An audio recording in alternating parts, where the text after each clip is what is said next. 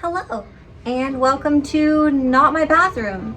A bunch of people have been asking me lately how I get so much volume in my hair and my wig, so I'm just gonna show y'all how I do it and give any pointers that I can think of. It's pretty easy once you get a hang of it.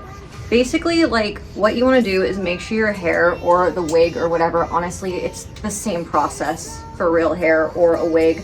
I just like synthetic wigs a little bit more when I'm trying to grow my hair out, especially for light damaging colors like this. So the most important thing is making sure that the hair is completely flat and brushed out. I've seen a lot of people try to backcomb hair that is already messy, which I see where that logic comes from of thinking if it already has volume it'll be easier to give it more, but it actually makes it more difficult, and I'll show you why when I'm done brushing this all out and flat ironing it.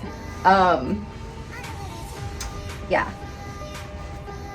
after it's all brushed out, you want to get a hair straightener and maybe make sure it's actually turned on. That's really helpful.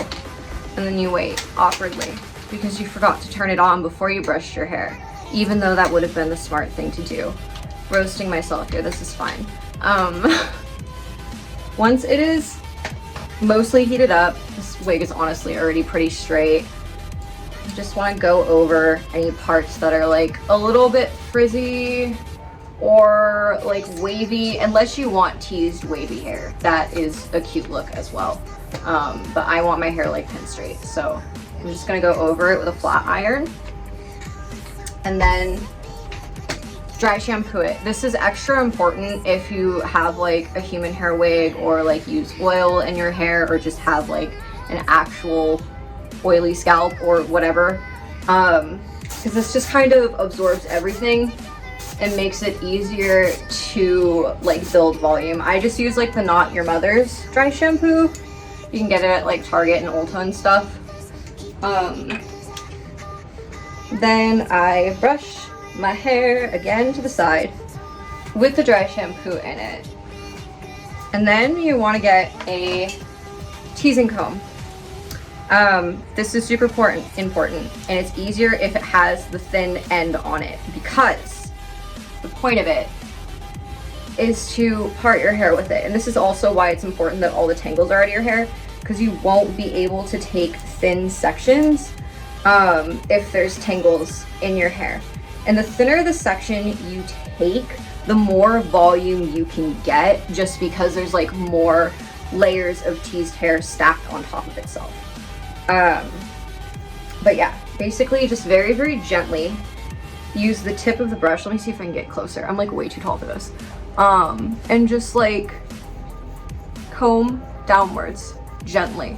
This is gonna look like a hot fucking mess until it is done, but just bear with me, wait for it, it'll come together. And then you just take another little tiny section and just do the same thing, paper thin sections, all the way through the fringe and the side of the hair. And you just keep going and going and going. And this part is gonna take a minute, so I might fast forward through it while I tease it, just so you guys don't have to watch me back comb my hair for 10 minutes.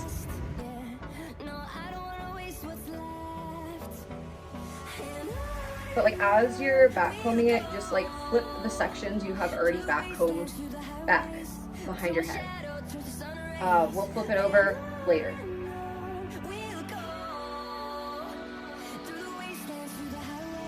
Oh my god, I look like a cockatiel or some kind of exotic bird. And we back comb more.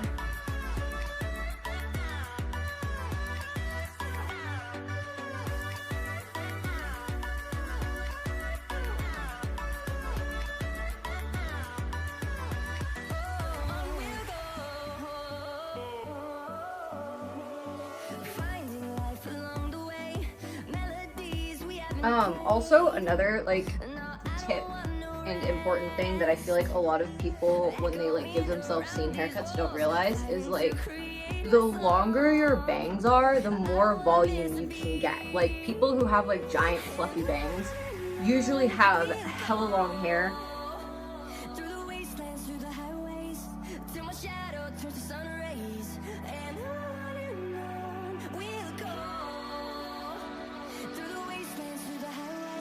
So yeah, like it's kind of a pain in the butt if you don't feel like styling your hair that day, just because your hair will go on your face. It goes everywhere. There's no stopping it. If the wind blows, you are blinded. It is an unfortunate fate of having long bangs. This looks so ridiculous.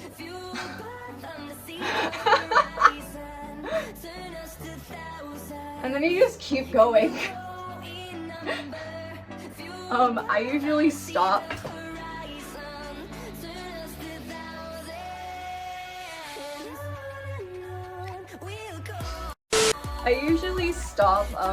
When I get to the layer that's like at about the top of my ear or like halfway down my ear.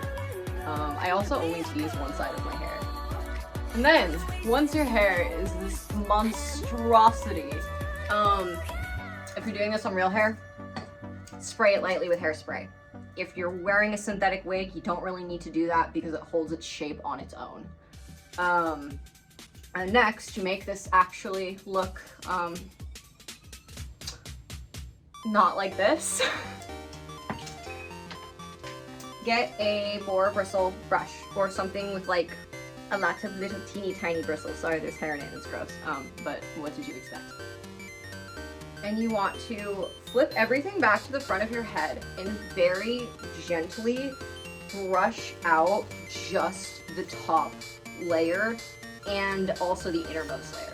That way, that volume and backcombing in the center of the hair still stays intact, but it doesn't look like a rat's nest on top. It's like nice and smooth and soft and fluffy. The cool thing about synthetic wigs too is like they're very malleable and it just kind of stays like that. Like I have naturally like wavy, curly-ish hair depending on how much I damaged it that month because I bleached a lot. So when I have like my natural hair and even just like extensions in and it's like summertime or I want to go swimming or like I'm doing something sweaty, like my hair gets ruined within the first like couple hours of me going out and doing a thing. But like synthetic wigs just kind of, they just stay like that because it's plastic. But yeah, just kind of brush out the visible parts and just keep doing that until the hair is like at a shape and size that you want it to be. That sentence was not coherent English, but it's cool. But yeah. And then it should look something like this at some point after you do lots and lots of brushing. And just keep going until it's like nice and neat.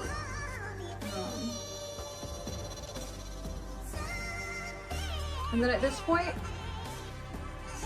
you hairspray it.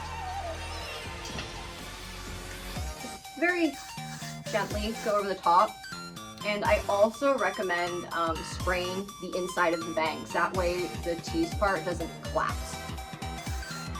And you just, yeah.